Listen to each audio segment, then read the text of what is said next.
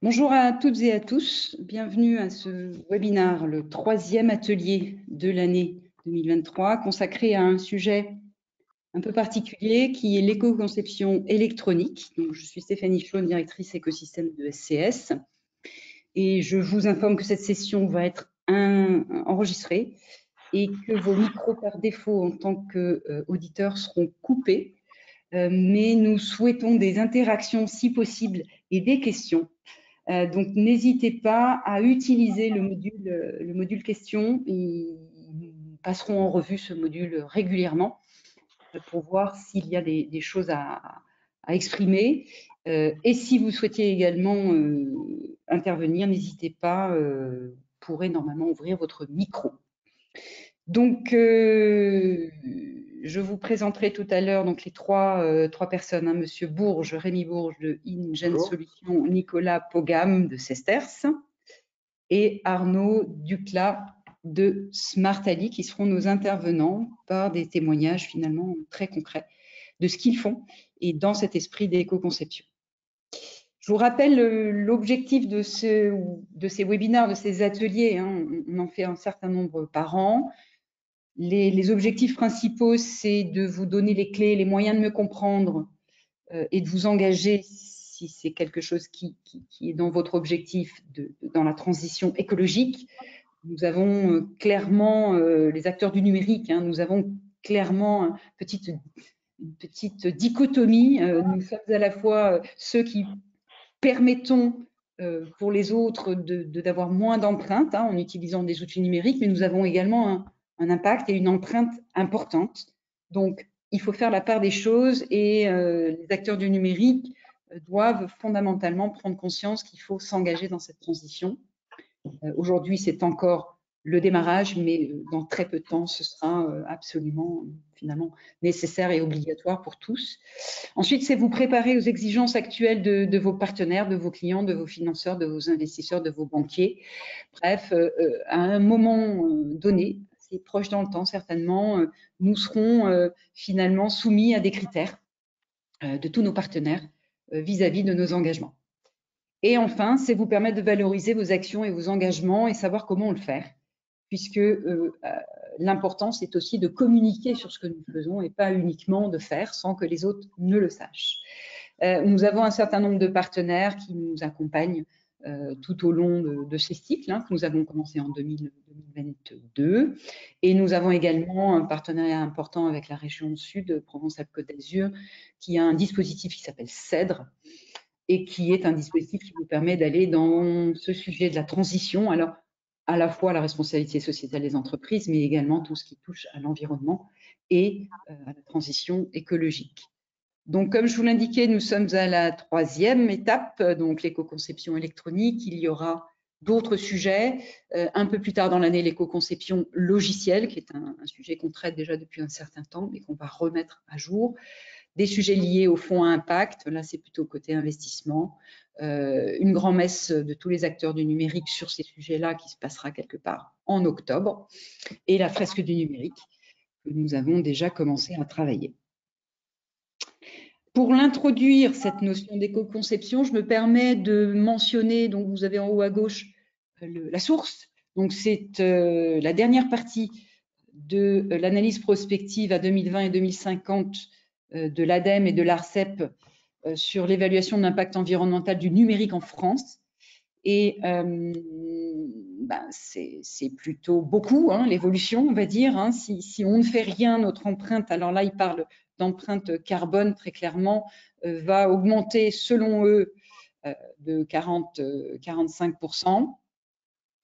Et un des scénarios, excusez-moi, le scénario de l'éco-conception des équipements fait clairement partie pour eux de la solution. Et cette solution, elle passe d'abord, c'est une synthèse, je le rappelle, elle passe d'abord par l'optimisation des consommations électroniques unitaires des équipements. Et ça, c'est le premier point, les terminaux, les réseaux, mais les centres de données aussi. Il y a d'autres façons de faire aussi, mais ça, c'est quand même un point numéro 1. Je voulais surligner en jaune, en bas. Et le deuxième point, c'est de produire des équipements ou des terminaux ou des objets connectés qui auront une durée de vie plus longue et donc, par la force des choses, utiliser moins de ressources pour en fabriquer toujours plus, mais de rallonger la vie de ces produits. Cela serait une piste. Et si on y arrive, ça permettrait, selon cette étude, d'économiser plutôt beaucoup, entre 30 et 50% par rapport à ce qui se passe en 2020, ce qui est plutôt pas mal sur les équipements. Donc finalement, ce n'est pas du tout une vue de l'esprit, c'est complètement obligatoire pour arriver à nos objectifs qui sont, je vous le rappelle, globaux, pas uniquement en région ou France, mais qui sont bien au-delà de nous.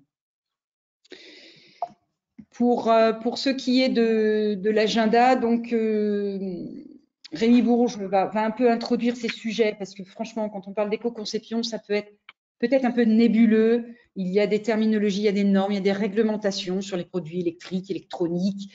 Il y a un processus de global de conception. Donc tout ça sera introduit par Rémi. Puis ensuite, 2 témoignages. Alors là, on est vraiment dans des cas concrets, des approches innovantes, dans un cas très, très particulier, qui est celui d'une puce électronique pour du mining de basse consommation. Donc, ce sera Nicolas Pogam qui en parlera. Et un dernier point avec Smartali, donc Arnaud Ducas, qui va nous parler de la consommation électrique. Là, c'est vraiment le gros sujet au travers de ce qu'ils font chaque jour chez Smartali pour optimiser ces effets de consommation. Et on va parler de quelque chose que vous connaissez certainement, qui est l'énergie harvesting. Voilà pour l'intro. Je vais passer la main à Rémi. N'hésitez pas à poser vos questions. On est là pour faire des échanges. Alors, il y a des choses un peu techniques, il y aura des choses un peu applicatives. Donc, n'hésitez surtout pas à le faire, à poser vos questions. Je passe la parole et la main à Rémi. Alors, Rémi, désigne le présentateur. Alors, ok. Donc, normalement, ça a dû basculer. Je vais couper ma webcam là, pour laisser toute la bande passante pour la présentation. Donc, voilà, donc, bonjour à tous et à toutes. Alors, je coupe ma webcam. Voilà. Et donc là, je mets un mode diaporama. Voilà, donc là, normalement, ça devrait être OK.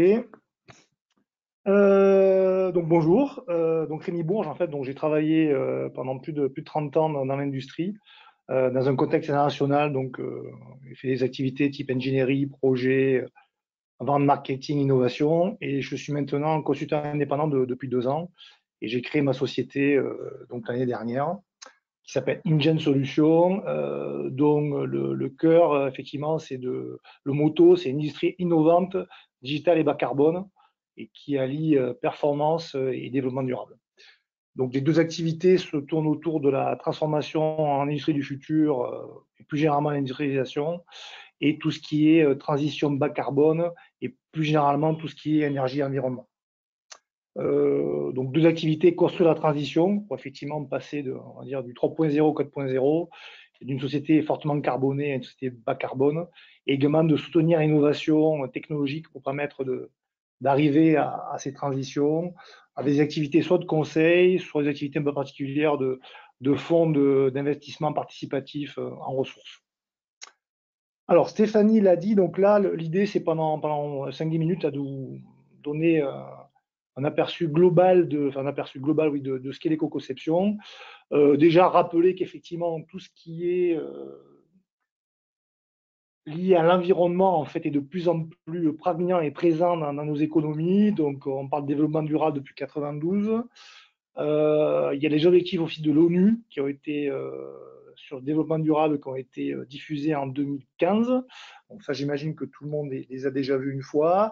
Il y a tout ce qui est RSE, donc responsabilité sociétale, alors des entreprises ou des organisations. Donc ça, c'est depuis 2010 avec une norme qui s'appelle l'ISO. Il y a une forte volonté aussi de passer d'une économie linéaire à une économie circulaire. voilà, avec différentes lois ou normes. Pour information, en 2021, bon, il y a différents sondages qui montrent qu'il y a uniquement 9% des 100 milliards de tonnes de matériaux utilisés qui sont recyclés, donc qui sont en économie circulaire. Donc, il y a encore pas mal de travail à faire là-dessus. Il y a tout un tas de directives alors que vous devez connaître en étant dans le milieu de l'électronique, notamment la D3E, hein, tout ce qui est équipement électronique. Il y a aussi des réglementations autour des procédés spéciaux ou tout ce qui est produits chimiques avec REACH, ROTS. Il y a une pression également aussi des organisations non gouvernementales qui mettent une pression assez importante là-dessus. Il y a de plus en plus des clauses de sélection environnementale, les appels d'offres publics et privés. Voilà, ça c'est une réalité. Il y a une pression des consommateurs avec des écolabels, avec des guides d'achat éco-responsables, des apps d'impact, par exemple, pour tout ce qui est nourriture. Et il y a aussi tout ce qui est déclaration de performance extra-financière. Bon, certains d'entre vous y sont déjà soumis. Il y a une évolution en novembre 2022 qui s'appelle la CSRD, qui va abaisser notablement le seuil. Il y a aujourd'hui 12 000 entreprises en Europe qui sont soumises. Il y en aura plus de 50 000 dans 2-3 ans, qui devront faire un reporting extra-financier dont l'environnement fait partie. Alors, au niveau de l'éco-conception, bon, là j'ai repris une définition assez large, mais bon, qui est valable. C'est l'intégration de la performance environnementale dans le processus global de conception d'un produit, d'un service et plus généralement d'une organisation. Donc, ce n'est pas quelque chose qui est isolé. Il y a plein d'autres manières aussi de faire un focus d'un design d'un produit ou d'un service. Ça pourrait être pour design for manufacturing, c'est-à-dire vraiment se mobiliser sur le fait que ça, pareil, on puisse le produire en grande quantité à bas coût. Design for cost, qui coûte aussi le moins possible. Ben voilà, c'est pas quelque chose qui est isolé, l'éco-conception. C'est vraiment intégré au sein d'un développement beaucoup plus global d'un objet. L'idée, c'est de la conception, donc il faut en agir en amont, hein, parce qu'effectivement, si on n'agit pas en amont, il y a la fameuse règle des 1, 10, 100 ou 1000, hein, ça coûtera beaucoup plus cher de régler le problème ensuite. L'idée, c'est de minimiser le ratio entre les impacts environnementaux et le service rendu, alors sous contrainte qui est que le produit doit être quand même vendable et doit plaire, doit être fiable, etc. etc. Donc, il y a d'autres contraintes que l'environnement que le produit doit aussi remplir. Il faut souvent penser résultat avant de passer solution, pour effectivement mieux guider l'éco-conception. Ça se traduit souvent, alors toujours, par des compromis ou des choix entre le coût, entre différents problèmes environnementaux. Enfin, ouais, il faut toujours faire des compromis ou des choix. Il y a le zéro impact environnemental, ça n'existe pas, comme le zéro défaut n'existe pas non plus, enfin, très rarement, quoi. Voilà. L'éco-conception, ça peut être soit incrémental, on modifie, on fait des V1, V2, V3, V4, donc de manière incrémentale, ou des fois beaucoup plus radicale. Voilà, donc quitte à innover, autant éco-concevoir, ou quitte à éco-concevoir, autant innover. Voilà, on va vraiment beaucoup plus radicalement changer les fonctions du produit, par exemple. Ça doit s'inscrire forcément dans une stratégie d'entreprise. Ce n'est pas quelque chose qu'on décide comme ça un matin. Voilà, ça va vraiment s'ancrer dans une stratégie, en fait. Ça, c'est important. Et l'éco-conception amène, selon l'ADEME, un certain nombre de bénéfices, alors directs ou indirects. Alors l'étude ADEME date un peu de 2017, il y en a pas une qui a été faite récemment, mais bon, je pense que ce qui est amené, c'est la même chose. Ça permet de réduire les risques parfois de non-attribution d'une autorisation d'exploiter, par exemple, la compétitivité de manière un peu générale, le capital immatériel aussi. Dans l'étude ADEME, les entreprises interviewées ont dit qu'en fait, ça a permis d'augmenter de 10% la valeur perçue par les clients et d'économiser 3% des coûts, au niveau des coûts. Voilà. Donc ça, c'est les effets indirects de l'éco-conception. Alors, comment ça fonctionne? En fait, on s'appuie sur l'éco-conception pour ce qui s'appelle des analyses de cycle de vie, les ACV, donc du berceau à la tombe, c'est-à-dire de la naissance vraiment à la fin de vie du produit ou du service. C'est fait suivant des normes, la 14040 et la 14044. En gros, on va regarder les matières, l'énergie, l'eau qui rentre, et du coup, les substances qui se retrouvent dans les sols, dans l'air ou dans l'eau, liées à ces produits ou énergies ou matières rentrantes. Alors, par exemple, quand on prend une barre mémoire, en fait, hein, donc il faut 630 fois son poids en matière première pour la fabriquer, il faut 72 grammes de produits chimiques, 700 grammes de produits de gaz élémentaire, de l'eau et du pétrole en fait. Voilà.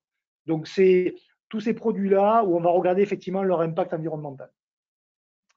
Un problème de voilà. Alors, ce qui est important aussi, c'est de faire du multi-critère, c'est-à-dire qu'il faut regarder plusieurs impacts environnementaux, ça s'appelle une externalité, pour éviter des dépassements d'impact. Donc, vous avez en bas à droite un petit schéma là, qui donne les 19 impacts possibles calculables. Ceux qui sont entourés de rouge, c'est ceux qui sont, on va dire, faits dans 80% des cas, sachant que la majorité des cas, c'est le 1, 2 et 3 qui correspondent en fait au changement climatique. Donc à l'émission des gaz à effet de serre. On a aussi, on le verra plus tard, tout ce qui est consommation énergétique ou consommation des ressources. Ici, vous avez par exemple, toujours dans le rapport d'ARCEP, ADEME, que Stéphanie a cité, les 4 impacts environnementaux qui ont été pris en compte par ce rapport. Donc voilà, vous avez les quatre qui sont cités. On a un autre exemple aussi pour étayer les déplacements d'impact. Vous avez ici des impacts sur 5 externalités du véhicule thermique et du véhicule électrique. Je parlais tout à l'heure de compromis et de choix. Voilà, donc je vous laisse libre de choisir quel est selon vous le thermique ou l'électrique qui a le moins d'externalités. On voit que dans certains cas, c'est effectivement le véhicule électrique, pardon, et dans d'autres cas, c'est le véhicule thermique. Bon. Donc on voit effectivement mettre en avant le véhicule électrique, c'est très bon pour l'externalité climatique, moins bon pour tout ce qui est pollution aquatique. Voilà. Donc c'est pour ça qu'il faut toujours juger sur du multicritère. Il faut des fois aussi raisonner système, c'est-à-dire regarder ce qu'il y a au-dessus de vous ou à côté de votre système, de votre produit pour avoir les meilleurs bénéfices. Il faut faire des itérations, c'est-à-dire qu'il ne suffit pas de faire une seule ACV, une analyse de cycle de vie, il faut en faire plusieurs sur plusieurs designs différents pour dire qu'on a effectivement fait d'éco-conception. On a comparé plusieurs designs et on a pris celui qui avait le moins d'impact environnemental. Voilà. Donc ça, c'est important, c'est itératif. Pour faire ça, en fait, il y a des logiciels qui font ça très bien, alors généralistes, simplifiés au sectoriel. Bon, un qui est gratuit, accessible facilement, c'est le bilan produit de l'ADEME, que vous pouvez trouver facilement sur Internet, qui permet d'avoir un ACV un peu simplifié, mais qui est déjà quand même assez pertinent.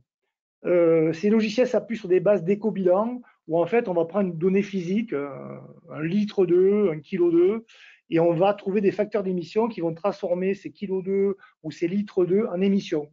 Par exemple, voilà, ça va être, on va transformer des kilowattheures consommés en gaz à effet de serre émis dans l'atmosphère. Il y a des guides d'éco-conception qui existent, faits par l'ADEME ou d'autres organismes. Et il y a aussi des méthodes pratiques disponibles de qu'est-ce que l'éco-conception avec l'ISO 14062. Il faut travailler en équipe de manière transversale. Voilà, en éco-conception, ça fait appel aux achats, ça fait appel au bureau d'études, ça fait appel à la qualité, ça fait appel à la production pour effectivement trouver les meilleures solutions. Il ne faut pas hésiter de sortir des frontières de son entreprise, c'est-à-dire d'aller voir ses fournisseurs et ses clients pour éco-concevoir tous ensemble. Et il faut un management impliqué et moteur là-dessus, puisque ça consomme du temps et de l'argent d'éco-concevoir. Il y a 4 niveaux d'éco-conception qui va de l'optimisation à l'innovation. Il faut essayer de dépasser avec votre client en allant au-delà de la valeur verte. On l'a vu dans la quête de l'ADEME. Il y avait des gains aussi sur la valeur perçue par le client et des gains au niveau des coûts. On peut optimiser effectivement les matériaux utilisés. On peut optimiser, passer d'une économie de l'achat à une économie de l'usage. Voilà, il y a pas mal de degrés d'éco-conception. Et les produits, quand on fait l'éco-conception, doivent être comparables. Effectivement, pour que le consommateur ou votre client puisse avoir un choix éclairé, il faut que les deux produits puissent être comparables, voilà, qui assurent une même fonction. Donc, on parle d'unité fonctionnelle et de flux de référence. Alors, pour étayer ça, je vous ai mis une petite image ici pour sécher des mains. Voilà. Donc, l'unité fonctionnelle ici, c'est sécher 1000 mains. Et on va comparer effectivement un produit qui est un distributeur de papier finalement, hein, avec une solution qui est différente, qui est projection d'air chaud. Et donc, l'unité fonctionnelle, c'est sécher 1000 mains, et on va en déduire un flux de référence pour l'objet à gauche et un flux de référence pour l'objet à droite. Ces deux flux de référence vont donner une certaine consommation d'énergie, de matière, et c'est ces deux produits-là qu'on va comparer pour effectivement regarder s'il vaut mieux prendre un sèche-main distributeur de serviettes ou un sèche-main électrique en comparaissant en multicritères pour voir lequel a le meilleur bénéfice environnemental. Voilà. Donc ça, c'est important, ces notions d'unité fonctionnelle et de flux de référence qui sont définies en fait aussi dans des normes. On appelle ça des Product Category Rules qui viennent définir ces unités-là pour vraiment, de manière internationale, deux produits peuvent être comparables. Ensuite, une fois que vous avez fait de l'éco-conception, il se peut que vous deviez faire l'affichage de ce que vous avez trouvé. Donc ça, c'est régi par des normes. Ça s'appelle la norme 14025. Il y a aussi des directives européennes qui vous disent quoi afficher, comment, sous quel format. Ça doit être validé par un expert indépendant. Voilà, par exemple, vous avez ici deux exemples de sites qui sont des sites publics. C'est-à-dire que tout le monde peut aller trouver l'empreinte environnementale d'un produit. Donc, le site du dessus, c'est tout ce qui est produit électronique pour le bâtiment.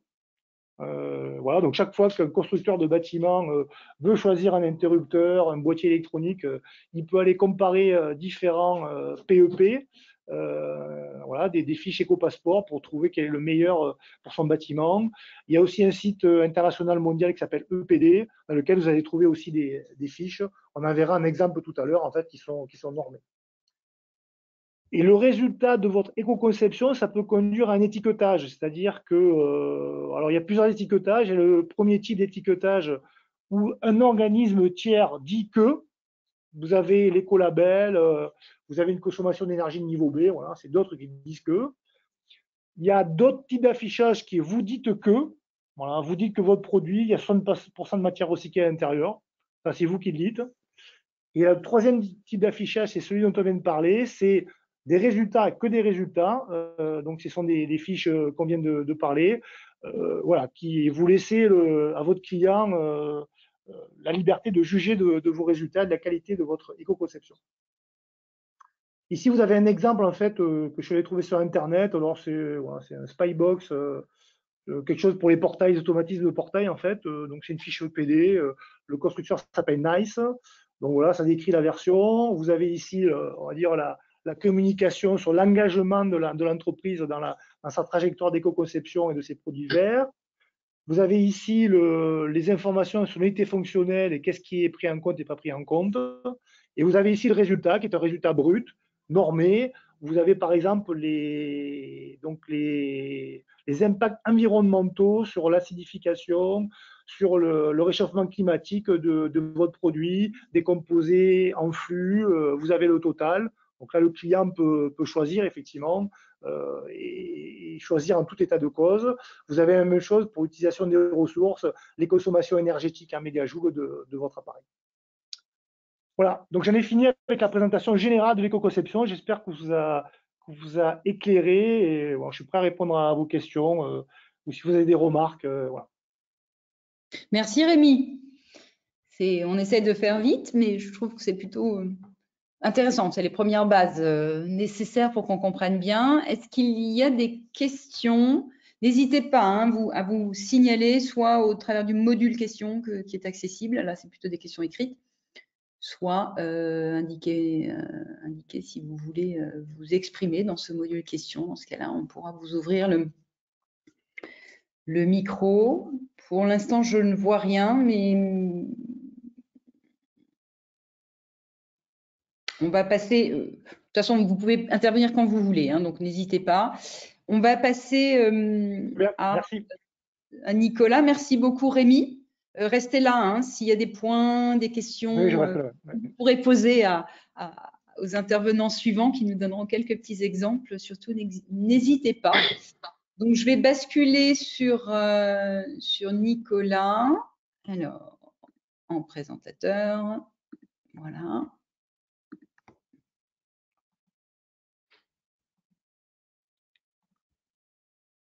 C'est bon, la présentation est visible? Pas pour l'instant. Maintenant. Okay. Tout à fait. Parfait. Voilà. Bon. Merci pour l'invitation. Donc, je me présente Nicolas Pogam. Donc, je suis en charge du laboratoire Cesters. Donc, je vais vous présenter quand même rapidement l'entreprise et nos activités. Donc, aujourd'hui, le métier de Cesters, c'est de fournir des architectures blockchain à nos clients, donc blockchain as a service, et de fournir aussi des architectures cloud computing, HPC et GPU pour du machine learning. Donc, aujourd'hui, Cesters, ça a surtout un métier hardware. Donc, on opère du matériel depuis quelques années maintenant, depuis bientôt 5 ans. Donc, forcément, on a une empreinte carbone assez élevée. Donc, on opère plusieurs data centers. Historiquement, on a commencé à se développer en Asie, en particulier en Chine, mais pour des raisons politiques, on a rapatrié majeure partie de nos fermes en Norvège et au Canada. Alors là, les slides ne sont pas tout à fait à jour, donc il va nous manquer quelques centres de calcul. Mais grosso modo, aujourd'hui, on doit consommer près de 20 MWh en permanence, en moyenne sur l'année. Donc ça représente quand même une empreinte carbone assez conséquente. Alors bien qu'on se source en énergie, aujourd'hui en énergie verte au maximum, mais malgré tout, ça reste une consommation énergétique assez élevée.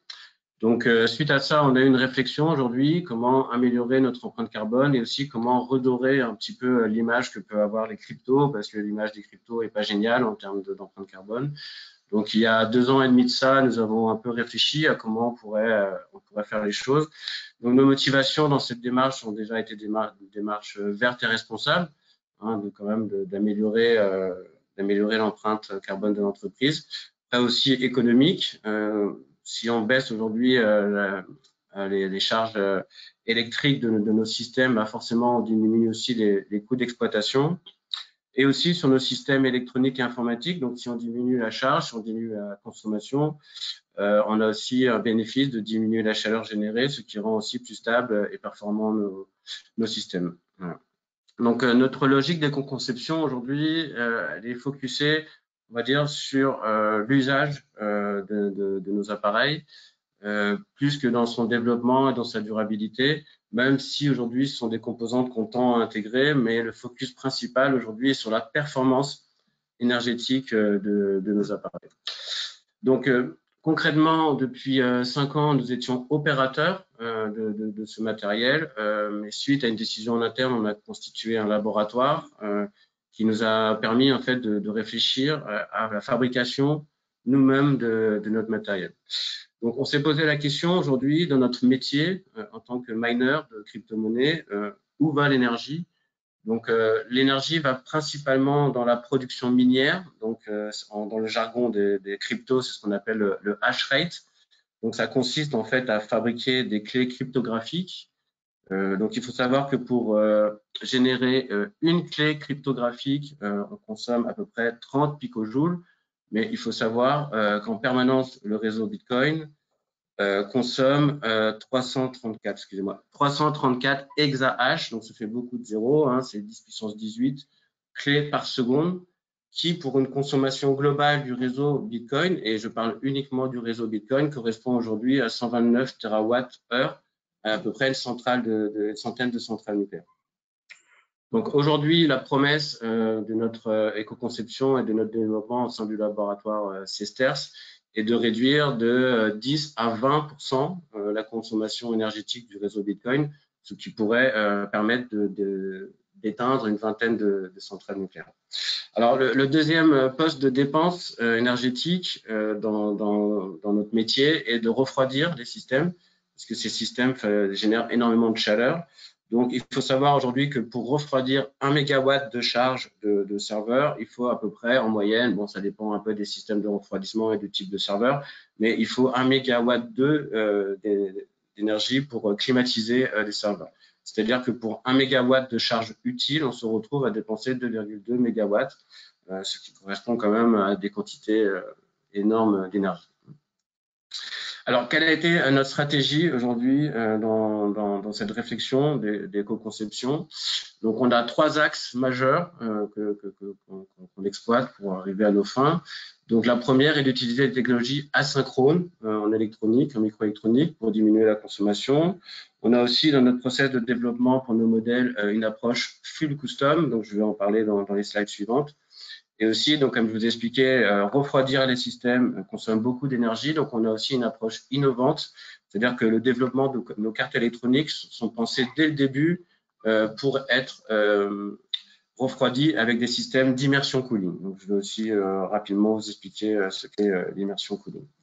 Rapidement, un petit topo de qu'est-ce que l'électronique synchrone versus l'électronique asynchrone. Donc, l'électronique synchrone, c'est celle que vous utilisez tous les jours dans votre laptop, dans votre mobile, dans votre télé, dans tous les appareils électroniques aujourd'hui qui nous entourent fonctionnent avec une électronique synchrone. Concrètement, c'est quoi? Ça fonctionne avec une horloge interne et un arbre d'horloge qu'il faut maintenir. Donc, après réflexion et après nos études, on s'est quand même rendu compte que l'arbre d'horloge dans un circuit électronique consommait à peu près entre 30 à 50% du circuit, et ça nous oblige aussi dans le développement à avoir un arbre d'horloge qui est absolu, qui est présent sur l'entièreté du circuit, et 10% d'écart sur cet arbre d'horloge sur le circuit peut engendrer des problèmes de fonctionnement. Et aussi, donc, pour assurer la pérennité de cet arbre d'horloge, dans certains cas, on est obligé aussi d'augmenter la taille des transistors ou des pistes.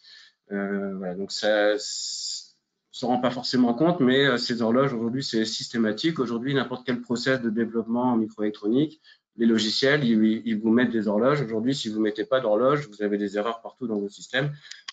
L'électronique globale, aujourd'hui, fonctionne avec des horloges. C'est comme ça, c'est une norme.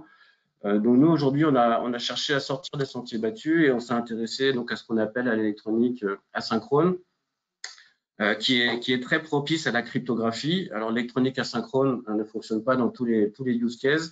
Donc tout ce qui va être électronique de puissance, c'est compliqué, mais dans la cryptographie qui embarque beaucoup de fonctions logiques simples mais multipliées dans des quantités astronomiques, finalement l'électronique asynchrone a du sens. Donc la promesse aujourd'hui de l'électronique asynchrone, c'est une réduction de la consommation en moyenne de 30%, pouvant être divisée par 2 à 4 suivant certaines applications. Il y a en général une amélioration de la vitesse pouvant être doublée, c'est-à-dire qu'à consommation égale, on peut doubler les performances de notre système. Et aussi, on a une réduction du bruit des perturbations électromagnétiques, car l'arbre d'horloge n'existant plus, et en consommant moins d'énergie et en pouvant diminuer les fréquences, on se retrouve avec des circuits moins sujets aux perturbations. Alors, il existe déjà deux use cases qui ont démontré la performance de l'électronique asynchrone. Donc, c'est une caméra qui a été faite par une start-up française, donc la caméra Prophecy, qui a la performance hallucinante de 10 000 images secondes et en diminuant la consommation énergétique par 10. Et aussi, ils ont réussi à développer un capteur 1000 fois plus sensible. Le deuxième use case assez efficace en électronique asynchrone sont des réseaux de neurones sur silicium, donc inspirés de la biologie, qui ont aussi beaucoup d'avantages à être faits en asynchrone. Donc ça, c'est des produits qui ont été développés et qui sont aujourd'hui utilisés. Qu'est-ce que concrètement la technologie asynchrone? Aujourd'hui, donc, réaliser une fonction cryptographique en électronique, ça consiste à utiliser beaucoup de portes logiques. Donc finalement, un ensemble logique va traiter une opération. Avant, toutes ces fonctions logiques étaient synchronisées par cette fameuse horloge sur l'entièreté du circuit. Notre approche, en fait, est d'enlever l'horloge et de faire que chaque groupe logique traite sa donnée et la passe au groupe logique suivant. Donc, c'est ce qu'on appelle le handshake. Chacun passe le bébé au suivant une fois qu'on a terminé sa tâche.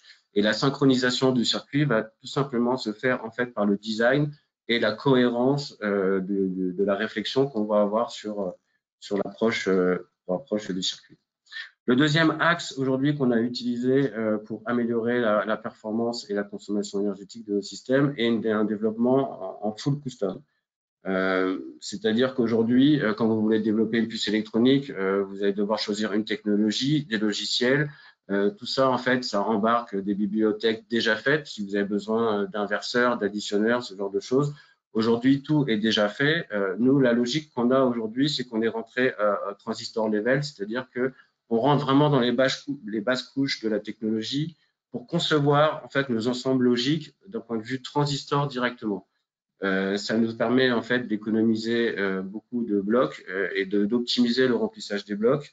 Et aussi, en termes de routage, on peut s'affranchir de certaines contraintes, ce qui nous permet aussi de faire un routage plus efficient, plus cohérent pour nous, moins sujet à perturbations et aux effets de bord, et aussi sur des dimensions plus restreintes, ce qui permettent aussi de diminuer la consommation énergétique.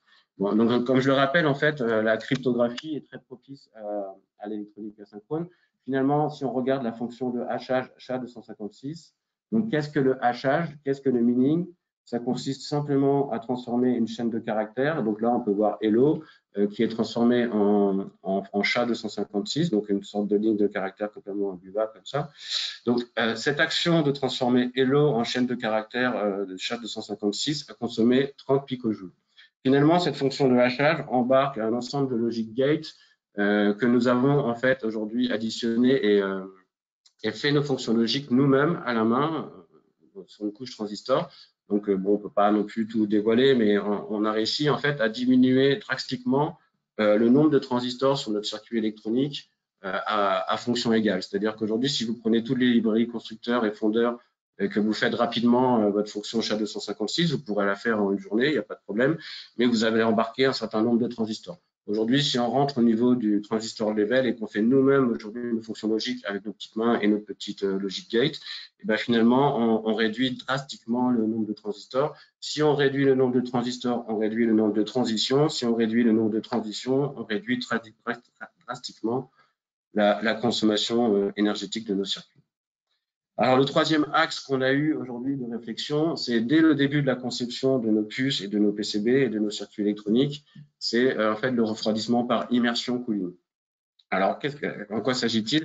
Il s'agit en fait d'immerger nos circuits électroniques dans des bains de liquide non conducteurs. Donc, c'est plus assimilable à de l'huile qu'à de l'eau, en fait. Donc, ça permet de supprimer les clims. L'ensemble, 100% de l'énergie produite par le circuit électronique est transférée dans le liquide diélectrique. Ensuite, par des systèmes de pompe et des systèmes hydrauliques, on transfère la chaleur de cette huile dans de l'eau par des échangeurs thermiques. Donc, on a conçu du coup des bacs dans lesquels nous plongeons nos cartes électroniques. Donc, nos cartes électroniques sont directement immergées dans ces bacs. Donc, on a une certaine densité de cartes électroniques. Donc, sur ces bacs, on peut mettre jusqu'à 75 kW de cartes électroniques. On superpose ces bacs et on fait des couloirs. On densifie nos cartes électroniques dans des bacs, ce qui fait qu'en fait, à terme, on fabrique des data centers hydrauliques avec uniquement de l'eau où il n'y a plus du tout de climatisation. Le deuxième avantage de fonctionner avec des refroidissements par immersion, ça nous permet aussi, si vous voulez, de transférer toute cette chaleur de cette huile. Ensuite, toute cette huile chauffe de l'eau et ça nous permet de faire de la réutilisation de chaleur. Donc aujourd'hui, on est en discussion avec plusieurs industriels et plusieurs métropoles. Donc on est en lien avec Bordeaux Métropole Énergie et la métropole de Dijon aussi pour potentiellement injecter l'eau chaude produite par nos systèmes dans des réseaux urbains de chaleur. On a aussi dernièrement donc rencontré des industriels potentiellement pour chauffer du miel, chauffer du chocolat, pasteuriser du lait avec l'eau chaude produite par nos systèmes. Aujourd'hui, nous considérons aussi que quitte à produire de la chaleur, c'est dommage de la laisser partir dans la nature et on se dit qu'on peut la revaloriser et c'est beaucoup plus simple avec des systèmes à immersion. Voilà. Donc aujourd'hui, c'est comme ça que Cesters a eu son approche éco-conception. On n'a pas forcément suivi des référentiels ISO, même si maintenant on va structurer un peu nos idées, on avance sur nos prototypes et on commence à avoir des cas concrets. Donc on va certainement maintenant envisager une démarche d'aller vers des certifications ISO, mais c'est vrai qu'on a plutôt attaqué le problème aujourd'hui par la consommation de nos systèmes. Voilà. Donc, c'était tout ce que je pouvais vous dire sur l'éco-conception au sein de Cesters. Donc, je vous remercie pour l'attention que vous avez portée. Si vous avez des questions. Franchement, très intéressant. On a appris des trucs, je crois. Est-ce qu'il y a des questions? N'hésitez pas à poser vos questions. Hein. On est là pour vous donner des réponses. Moi, j'ai la sensation, alors je voudrais l'avis aussi des autres intervenants, j'ai la sensation qu'on est totalement dans le concept de l'éco-conception. Rémi, quel est ton avis et Arnaud, quels sont vos avis? Parce que limiter ou réutiliser de la chaleur qui est émise, donc l'énergie consommée, chaleur émise pour le refroidissement, et puis limiter finalement en manipulant l'architecture, la conception du circuit, la consommation, c'est typiquement dans un sujet. Rémi, qu'en penses-tu? Non, tout à fait, en fait. Enfin, c'est clairement bon, l'axe qui a été pris, et qui est sans doute l'axe, enfin, qui fait partie des 4 axes qu'a affiché l'étude de l'ADEME et l'ARCEP, c'est l'axe consommation énergétique, hein, qui est Ouais. effectivement un axe important. Le deuxième axe qui est intéressant, c'est tout ce qui est finalement l'économie circulaire, hein, puisque entre guillemets le déchet, bon, c'est pas appeler ça un déchet, mais on va dire la chaleur fatale produite et récupérée grâce à la refroidissement des serveurs va être réutilisée derrière. Donc c'est tout à fait dans la ligne de l'économie circulaire. Oui, on peut, même si effectivement je comprends que certains n'ont pas forcément suivi les normes ISO, mais ils sont tout à fait dans ce qu'il faut faire en éco-concevant et en trouvant des solutions pour améliorer, quoi. C'est clair. Hein. Très intéressant. Arnaud, vous avez un avis là-dessus? Non, en fait, c'est pas grand-chose de plus à rajouter. Ce que je pourrais dire, c'est qu'effectivement, on peut voir que en travaillant sur la R&D et en concevant des nouvelles puces, ben, on arrive finalement à aller travailler cette partie consommation, et je pense aussi à améliorer les performances. Donc, je pense que de toute façon, dans ce monde d'éco-conception, il faut on ait cette capacité à la fois de s'y retrouver d'un point de vue économique et d'un côté ben, apporter pour la planète, quoi. Donc, voilà, je pense que c'est tout à fait ce qui est fait ici, quoi. Super. Merci beaucoup, Nicolas. Je passe la parole à Arnaud. Du coup, je vais lui transférer la partie présentation. Alors, j'arrive.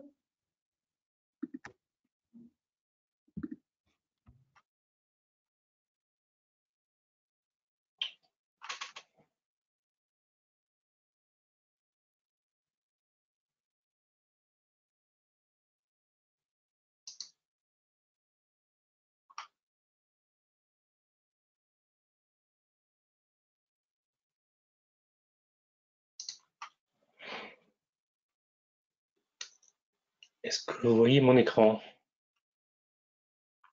Oui, c'est bon. Elle n'est pas en plein écran, mais on le voit. Ah, mais pourtant, elle était il y a 2 secondes. Tic, tic.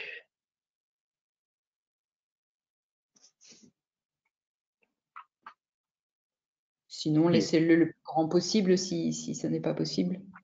Ok, bon, on va avancer comme ça. Ah, voilà. Vous devez avoir en plein écran maintenant. Tout à fait, merci. Ok, donc moi je suis Arnaud Duclap, je suis le président de Smartali. Ce que vous pouvez voir, ben, c'est que voilà, on fait aussi notre petite contribution pour la planète à travers notre contribution à une association qui s'appelle 1% pour la planète. Et je vous encourage d'ailleurs de regarder à quoi ça correspond. Donc, qui nous sommes? Nous sommes un bureau d'études en électronique spécialisé dans le monde des objets connectés. Et en fait, on travaille vraiment de l'idée jusqu'à la gestion de la production. Et on couvre les métiers de conception électronique, conception logicielle, conception de la mécatronique. Et on gère également tout ce qui est certification CE, mise en production, etc. On est une équipe de 22 personnes avec principalement des personnes seniors. On a 2 bureaux, un bureau en France et un en Bulgarie. Et voilà, vous voyez quelques clients avec lesquels on travaille ou on a travaillé. Donc, alors moi aujourd'hui, je vais parler un peu plus d'éco-conception à travers l'énergie harvesting. Alors, qu'est-ce que c'est que l'énergie harvesting? C'est cette capacité de récupérer finalement de l'énergie qui vient un peu de notre environnement, de la transformer en électricité et grâce à cela, être capable on peut avoir 3 avantages principaux, c'est éviter le remplacement de batterie. Alors, qui dit remplacement de batterie, lorsque vous avez des batteries que l'on change tous les 6 mois, 1 an ou 2 ans, ça peut rapidement s'accumuler. Et donc l'idée, c'est de pouvoir limiter cette partie-là, c'est de pouvoir. Deuxième point, c'est de pouvoir étendre la durée de vie des produits. Et le troisième point, c'est dans pas mal de cas, être capable de réduire la taille des batteries. Et donc aujourd'hui, au niveau energy harvesting, on va trouver quatre principales sources d'énergie. Le photovoltaïque, donc vraiment récupérer énergie de l'énergie solaire. Le thermique, donc du chaud ou du froid, de la vibration et des ondes radio. Donc on peut récupérer aujourd'hui, par exemple, de l'énergie qui viennent, par exemple, des ondes de la 4G ou de la 5G qui sont autour de nous et transformer ça en énergie. Aujourd'hui, ce qui fournit le meilleur rendement au niveau énergie, c'est vraiment la partie photovoltaïque et c'est là-dessus que l'on va avoir le plus d'applications. Donc vous avez à droite d'ailleurs de l'écran quelques exemples d'applications et vous avez par exemple une application qui est sur le tracking des vaches. Et c'est une application qui marche vraiment très bien, qui permet notamment de complètement se passer de batterie. Et on va complètement faire tourner le système à travers l'énergie solaire. Voilà. Donc vous pouvez avoir d'autres applications de type asset tracking, asset monitoring, maintenance prédictive, ou même tout ce qui est, vous savez, les étiquettes que vous allez retrouver dans les magasins et sur lequel on va venir afficher. Et donc tout ça, pareil, on peut récupérer de l'énergie et se passer ou diminuer la taille des batteries. Sur le bas de l'écran, en fait, vous avez la chaîne technique qui est alors vraiment d'un point de vue purement électronique et sur lequel nous, on va, en tant que bureau d'études, on va vraiment travailler pour faire en sorte que tout ça fonctionne. Vous allez avoir le PMIC, donc c'est le composant électronique ou la chaîne de composants électroniques qui vont gérer vraiment la partie gestion de l'alimentation et donc vraiment être capable de récupérer un maximum d'énergie et en consommer le moins dans le circuit électronique. Et puis ensuite, vous allez avoir le MCU, donc le microcontrôleur, sur lequel il va y avoir pas mal aussi de choses à faire pour, pareil, essayer de réduire au maximum la consommation du système électronique. Voilà, donc tout ça fait que nous, en tant que bureau d'études, on essaye de travailler sur toute cette chaîne pour faire en sorte d'avoir un produit qui soit le plus éco-conçu de la meilleure manière.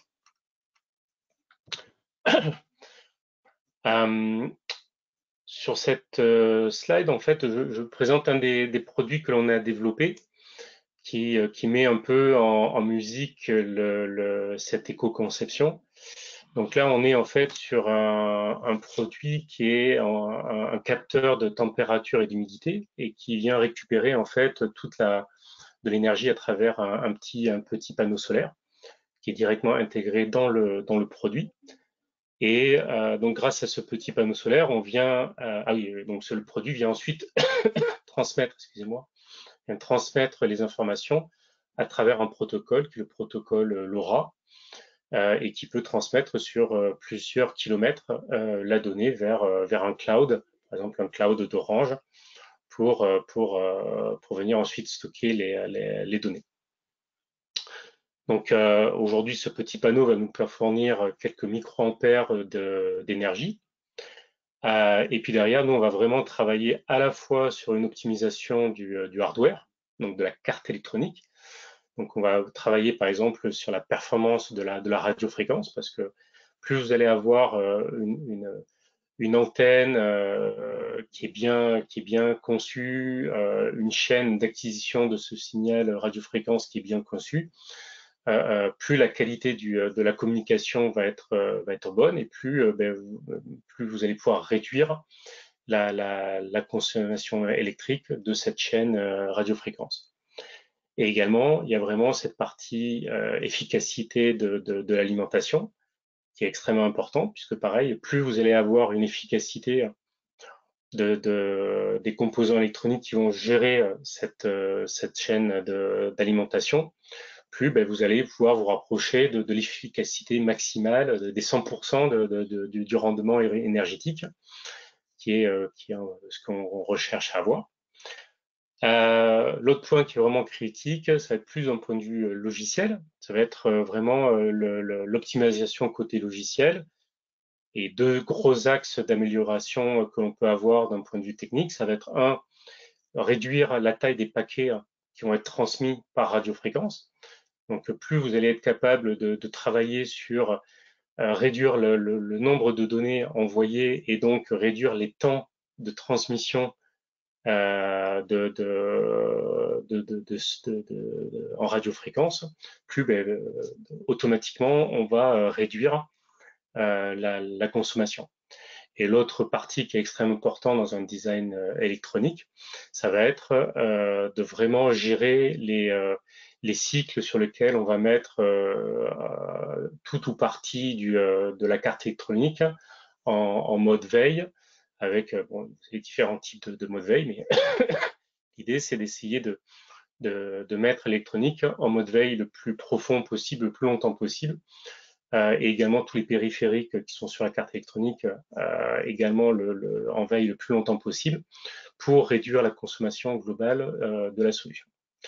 Voilà. Et aujourd'hui, donc sur un design comme ça, grâce à ces différentes optimisations, on va utiliser juste deux piles AA et on va pouvoir tenir plus de 20 ans sur batterie.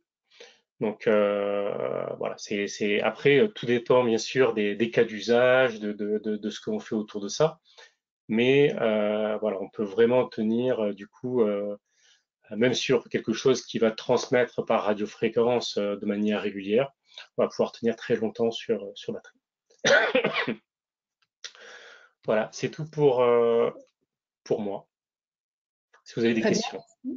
Merci Arnaud. Est-ce qu'il y a des questions? Alors, je vérifie, pas forcément. C'est le moment, hein, il vous reste plus longtemps pour poser les questions à des amis. Donc, non, c'est très intéressant. C'est vrai que l'optimisation des batteries, hein, c'est beaucoup ce sujet-là aujourd'hui sur les IoT professionnels hein, en particulier. Et selon vous, on peut aller encore plus loin? Il y a encore des axes pour aller plus loin, pour consommer encore moins, d'après vous?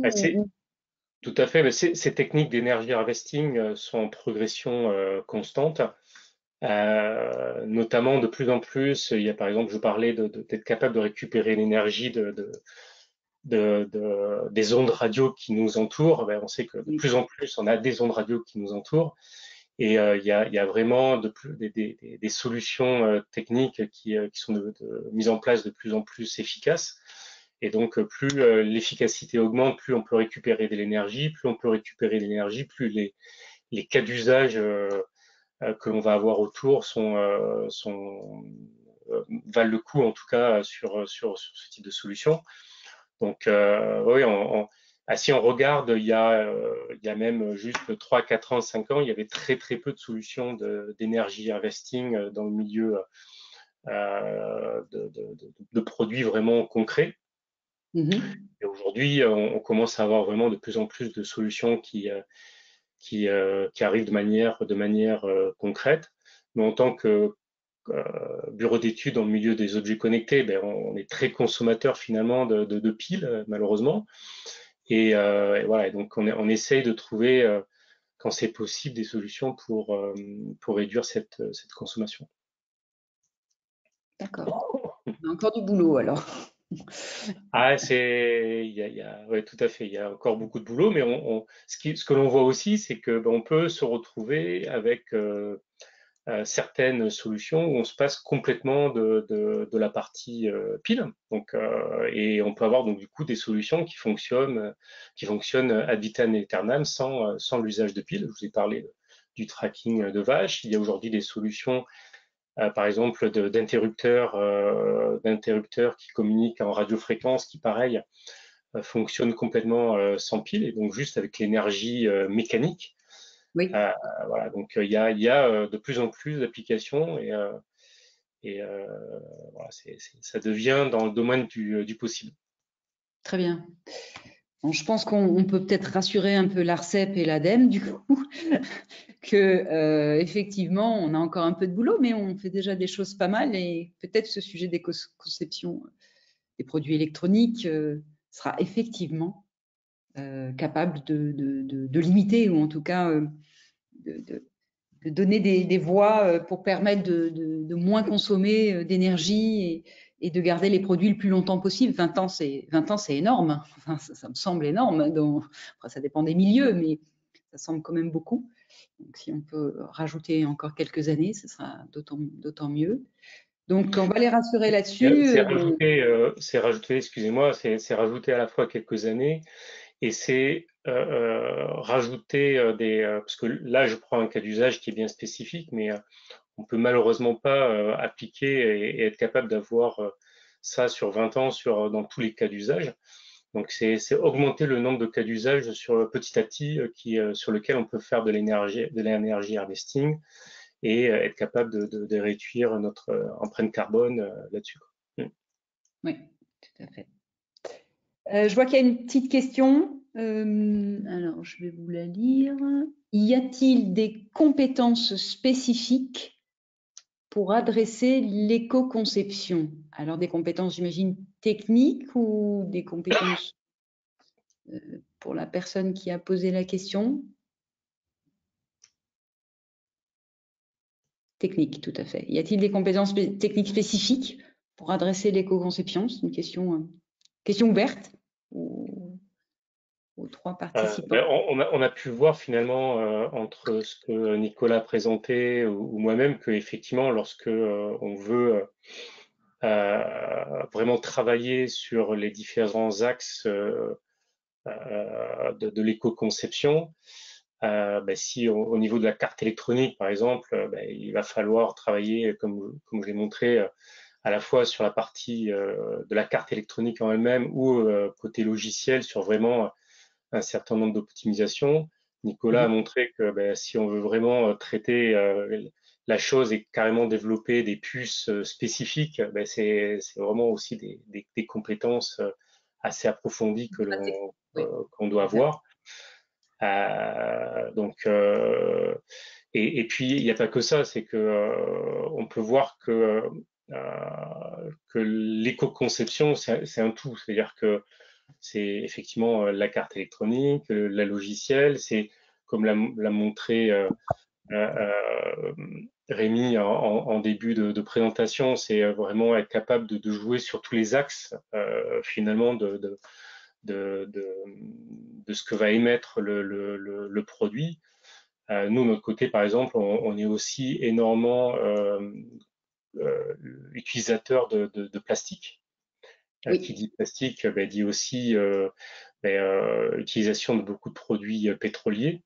Et donc là, il y a aussi beaucoup de travail à faire. Et la plastique, c'est être capable de réduire ça. Donc aujourd'hui, par exemple, sur tous les plastiques que nous, on utilise, il y a au minimum 30% de plastique qui vient de plastique recyclable. Mais il y a beaucoup plus de choses à faire également dans ce domaine. En fait, pour compléter, en fait, je pense qu'il faut distinguer deux choses. Il faut distinguer maîtriser l'éco-conception dans le sens de c'est un processus finalement. Hein. Donc il y a des étapes, il y a des livrables. Donc effectivement, le livrable de l'éco-conception normalement c'est des analyses de cycle de vie. Donc il faut déjà que quelqu'un maîtrise ça dans l'entreprise. Comment on les calcule, comment on utilise les logiciels. Et après, il faut dans l'entreprise des compétences de conception où on va dire OK. Et maintenant, comment on reconçoit ou quelles actions on met en œuvre pour effectivement diminuer l'empreinte en fait. Donc, il faut d'un côté des compétences pour maîtriser comment on calcule une analyse de cycle de vie, comment ça marche, les logiciels, les facteurs d'émission, pour effectivement dire ce dixième-là, ça pèse autant. Donc ça, effectivement, il faut avoir ces compétences-là. Et en parallèle, il faut avoir des compétences, mais classiques de conception pour dire OK, et maintenant, qu'est-ce qu'on change ou qu'est-ce qu'on améliore ou quelle est l'innovation qu'on met en œuvre pour effectivement changer l'empreinte environnementale de mon produit pour qu'elle consomme moins d'énergie, qu'elle consomme moins de plastique, etc. Après, il y a une partie solution, mais Oui, pour moi, il y a très deux types de compétences en fait. Hein. Voilà.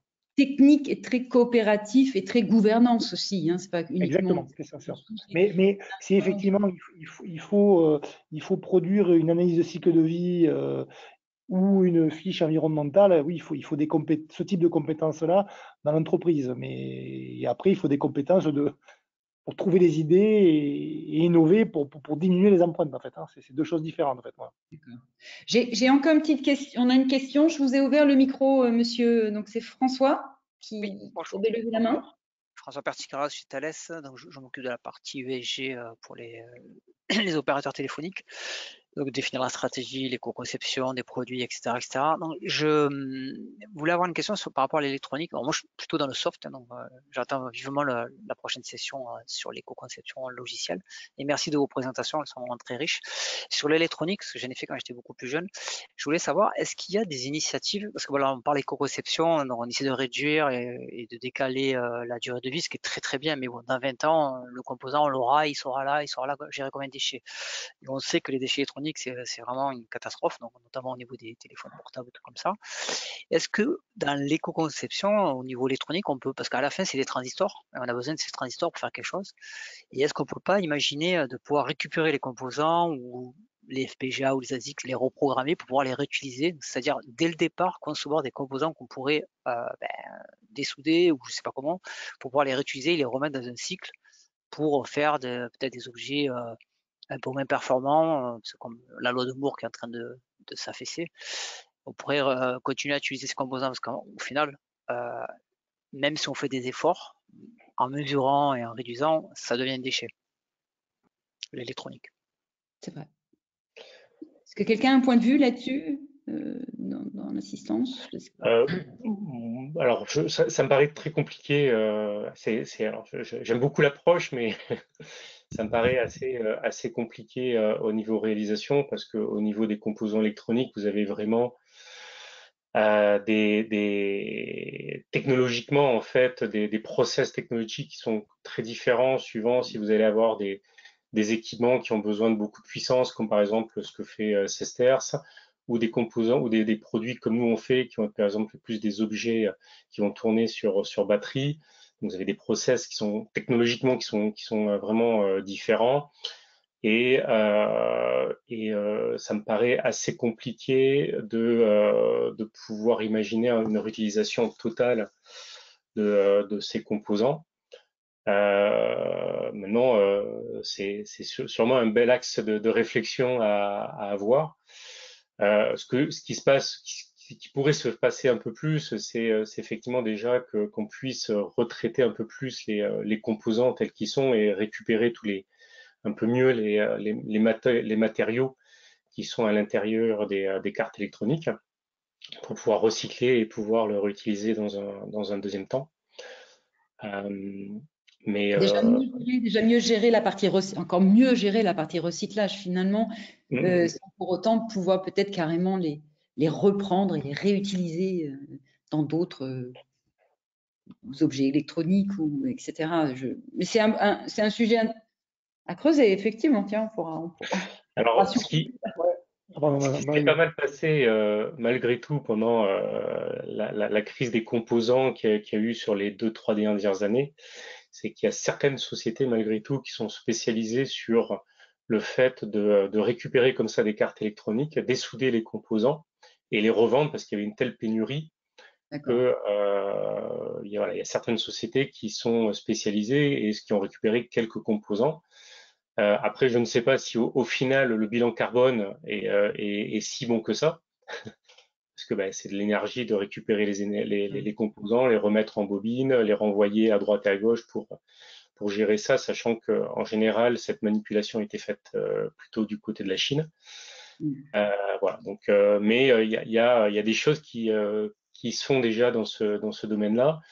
Malgré tout, ça pose d'autres problèmes parce que lorsque vous récupérez des composants comme ça, que vous les dessoudez, c'est pas des composants qui sont spécialement facilement réutilisables sur une chaîne de production parce que Votre composant, ben, comme il a été dessoudé, il est plus complètement plat et voilà, sur des lignes de CMS, ça pose d'autres problèmes.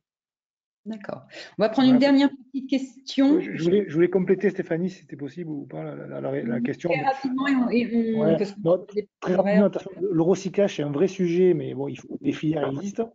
Effectivement, on se rend compte entre ce qui est potentiellement circulaire et ce qui est réellement, là, je parlais de 9% des matériaux réutilisés, donc c'est le cas. Et après, il y a sans doute quelque chose qui va aller quand même dans ce sens-là, moi je pense, c'est le nouvel indice de réparabilité là, qui est apparu, où forcément il va y avoir une pression des consommateurs qui vont plutôt acheter des appareils électroniques réparables facilement.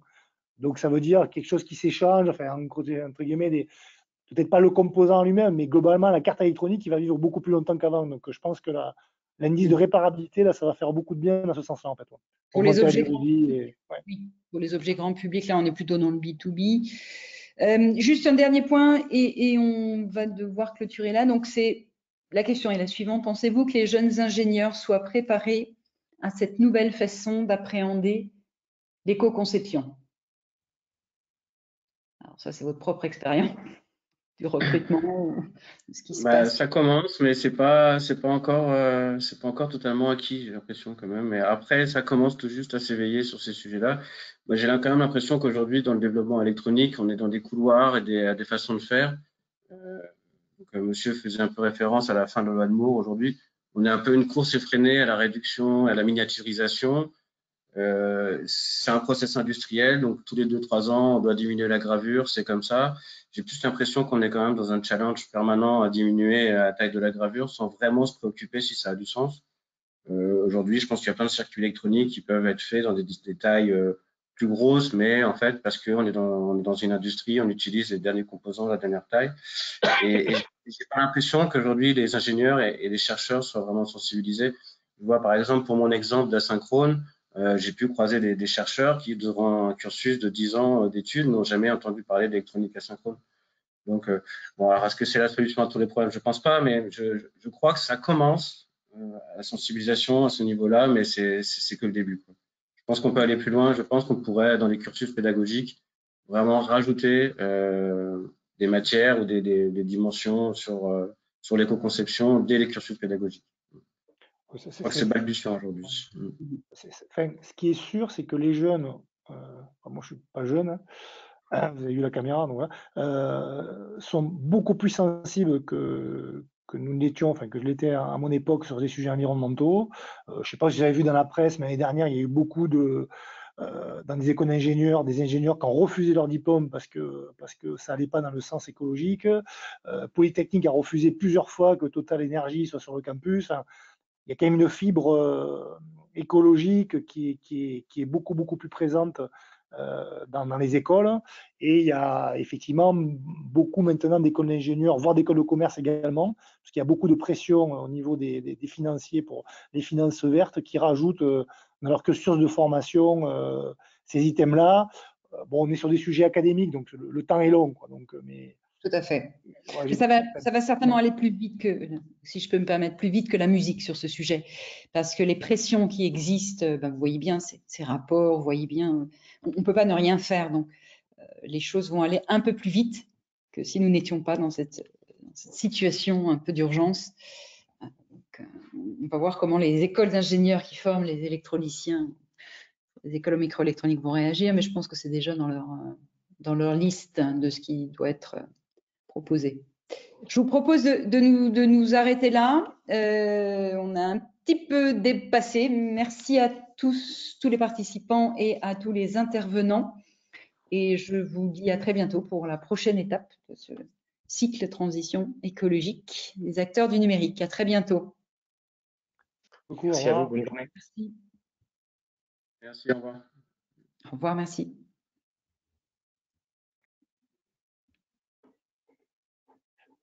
Comment on fait pour sortir